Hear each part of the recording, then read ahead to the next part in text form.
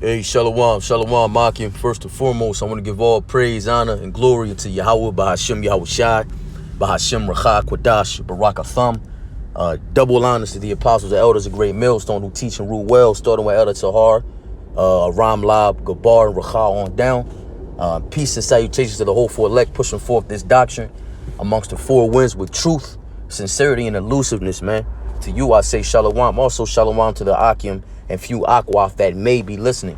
It's your brother Parathon with a quick lesson. Fresh off the plantation. About to head to camp soon, Lord willing. But today I wanted to get into treasure, man. What do you treasure the most? What would you consider a treasure, man? Here in this life, in this captivity of Babylon. I'm talking to you Israelites, you so-called Negroes, Latinos, Native Americans, Seminole, West Indians, and Haitians, man. All right? So I got a few scriptures here, not necessarily in order, but I'm going to just, I'm going to let the Spirit deal, and Lord willing, this lesson's edifying, all right? So I'm going to open up with the Matthew 6th chapter and the 21st verse. All right? I start at 20. And you know what's Salakia? We start at 19. All right? It says, lay not up for yourselves treasures upon the earth, carnality, carnal things, the materialistic, all right, where moth and rust doeth corrupt.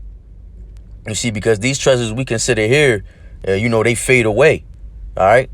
They can be moth eaten.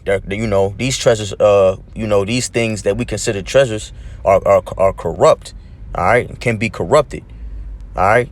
Whereas thieves break through and steal, the things we consider treasures can be stolen.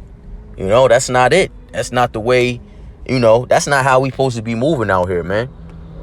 You see, we've been over here so long that we put a high value on things that are worthless. All right. It's verse 20. It says, but lay up for yourselves treasures in heaven, where neither moth nor rust doeth corrupt, and where thieves do not break through nor steal, man. All right. Verse 21 is the point. For where your treasure is, there will your heart be also. There will your mind be. All right. So let's get the definition of treasure real quick. According to the blue letters of the thesaurus. All right. And it's a place in which good and precious things are collected and laid up. All right. A treasury, a storehouse. All right. The things laid up in the treasury, collected treasures. All right. I like this right here. The Strongs, a deposit. All right, wealth, man. All right, doing this work, rehearsing these righteous acts to the best of our ability, being brotherly, being charitable.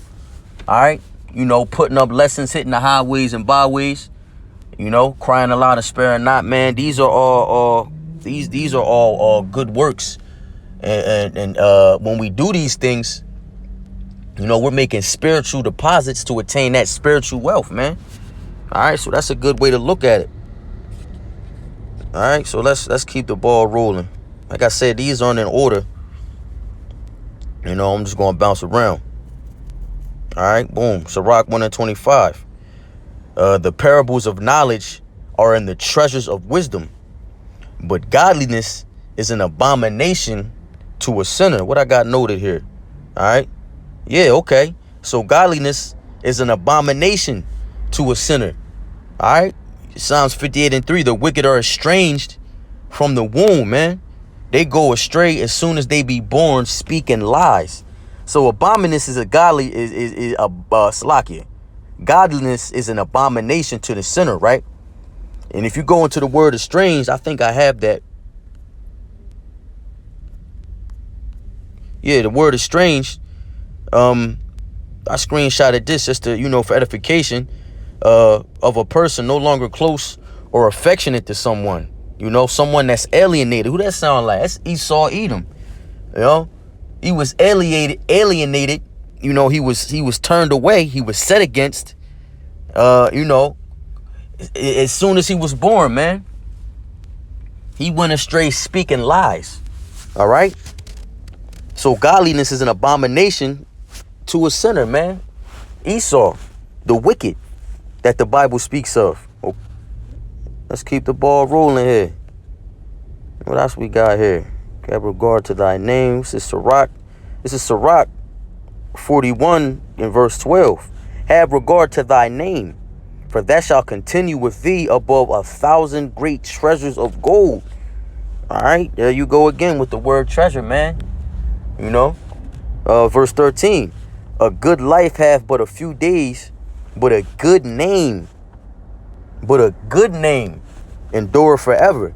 And I bookmarked this scripture particularly not only because the word treasure in verse 12, but 13 really hit the nail on the head, man.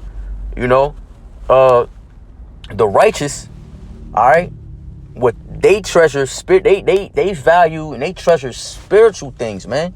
Faith being one, all right. It's knowledge, wisdom, and understanding of the scriptures, the true knowledge, wisdom, and understanding of the scriptures. All right, that eye salve, man, that oil, you know, that was a gift from Yahweh Hashem Yahushai. All right, it says a good life had but a few days, but a good name endureth forever. And whose name endures forever, man? Yahweh Hashem Yahushai, Yahweh being the Heavenly Father, you know, who they ignorantly call God, which is just a title. You know, Yahweh meaning he exists, he is to be. All right. Yahweh Shai being who they ignorantly call Jesus Christ. You know, Yahweh Shai being the true name of the only begotten Son, meaning he saves or he delivers, man.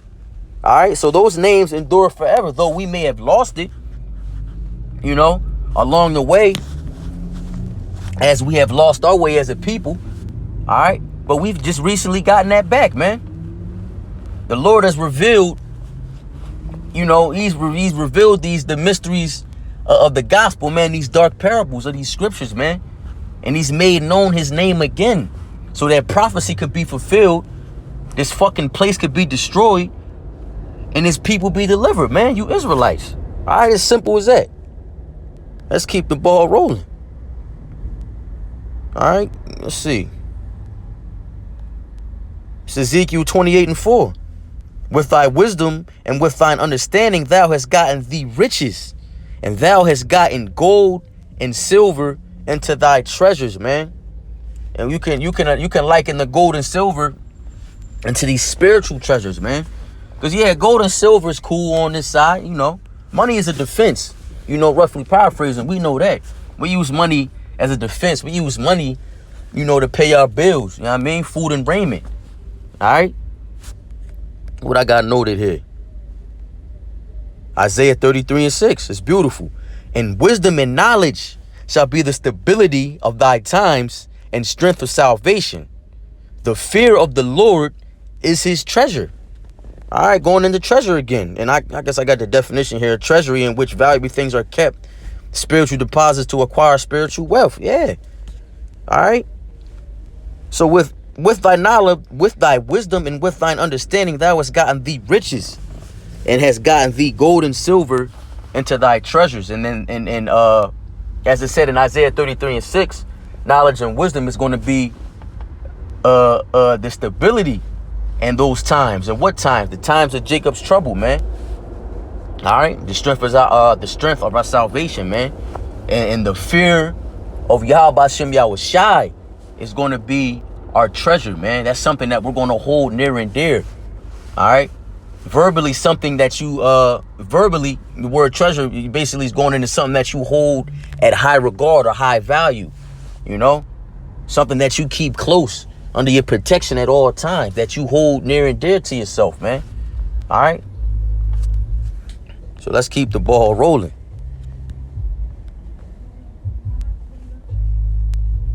Isaiah 45:3. And I will give thee the treasures of darkness and hidden riches of secret places, that thou mayest know that I, Yahweh Hashem Yahushai, which called thee by thy name, am the power of Israel.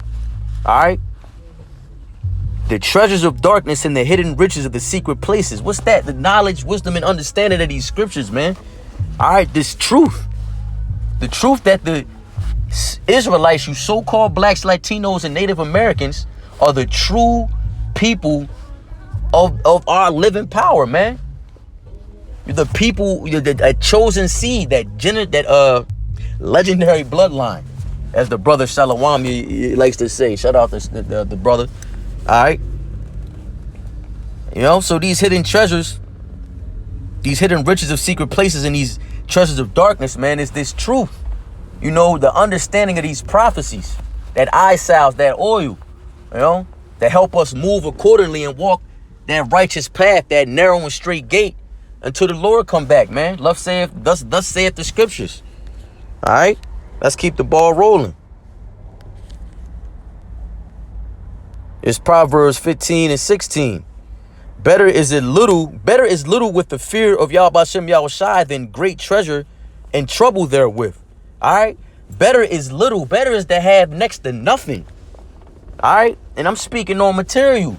You know, you could be homeless, no vehicle, no car.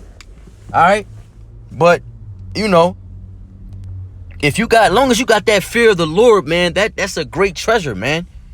All right, that's a great treasure in itself. All right. See what we got. Proverbs 15 and 6. Proverbs 15 and 6. In the house of righteous is much treasure, but in the revenues of the wicked is trouble. All right. You go into the word revenue, man, it's going into income and gain, resources. All right. But in this case, it's the earth. You know, in this case, the revenues of the wicked would be the earth, man. But we all know the end of that story. This place is going to be fucking destroyed. All right. In the house of the righteous is much treasure. You know, that eye salve. In the house of the righteous, what you going to have? You're going to have a fridge full of lawful food. All right. You're going to have the incense. You're going to have the frankincense and myrrh. Children. Maybe a wife. You know what I mean? You know? And you're going to have this. You're going to have these scriptures, man. In the spirit of the Lord. All right. Let's keep the ball rolling.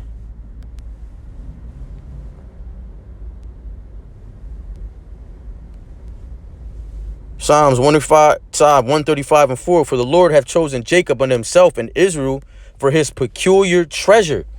All right. The Lord has favorites. The people of Israel, the 12 tribes, are considered a treasure unto the Lord, man. That he bestowed upon himself. All right. It's the last one, and I'm gonna close out. Proverbs 10 and 2. Treasure of wickedness profiteth nothing, but righteousness delivereth from death. All right. You know, look, I got the richest profit not in the day of wrath. Job 20 and 5. The triumph of the wicked is short, and the joy of the hypocrite is but for a moment, man. Also, Obadiah 1 and 18. Esau's house shall be for stubble. All right. So there you have it, man. Treasures of wickedness profit nothing, man. But righteousness delivereth from death. Those that endure to the end shall be saved. And that's all I got, Akim. We got to start up camp. Lord willing, this lesson was edifying. I'm going to say, call all.